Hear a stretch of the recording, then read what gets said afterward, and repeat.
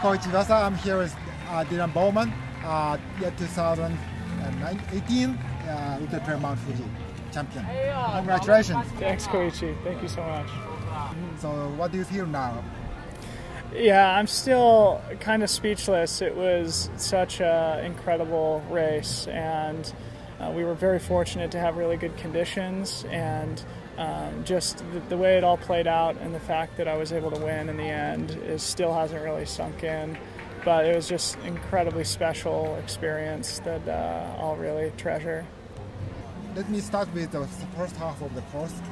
So you stayed, so the Capel is leading at least at most half an hour.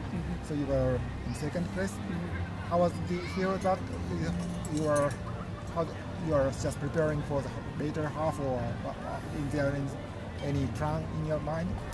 Yeah, I mean, I felt good pretty much the whole race, and the fact that I was behind in the second half really indicated to me that Powell was just having a great race, and coming into each checkpoint and learning that he had put more time on me wasn't discouraging to me, but it was surprising. It was sort of like, I feel good, I'm pushing at a pace that I think is a respectable, solid effort, and yet he's still putting time into me.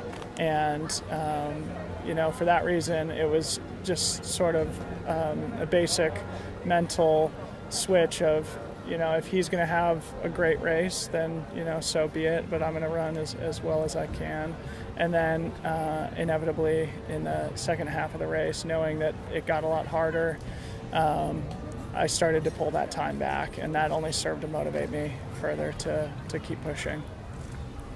So even I was waiting for just 5 kilometers before the last aid station. Your gap is 8 minutes. So you were at that time you were chasing Powell, or just taking it on pace? I mean, I chased Powell the entire race. Yeah, I chased him for almost 19 hours, and I never really lost hope. I was hopeful that I would continue to gain ground, but I knew it was going to get very close, particularly because I'd been running the uphills a little bit better than he was, so I knew I would gain some time on the last climb.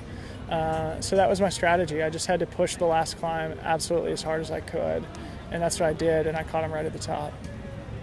So you catch the Powell at the top of the last mountain down to Lake Kawichiko. Yep. So when you found him, what do you think?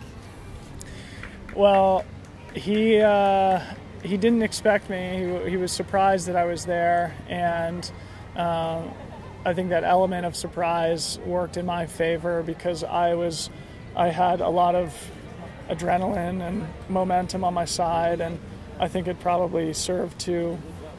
He did try and stay with me for a little while, and luckily I just had a little bit more energy than he did, but 2 minutes at the end of the day in a 19-hour race is virtually nothing, and I certainly understand that any other day he could have beaten me.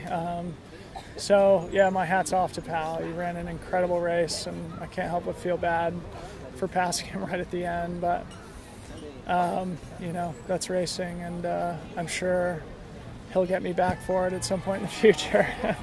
Thank you.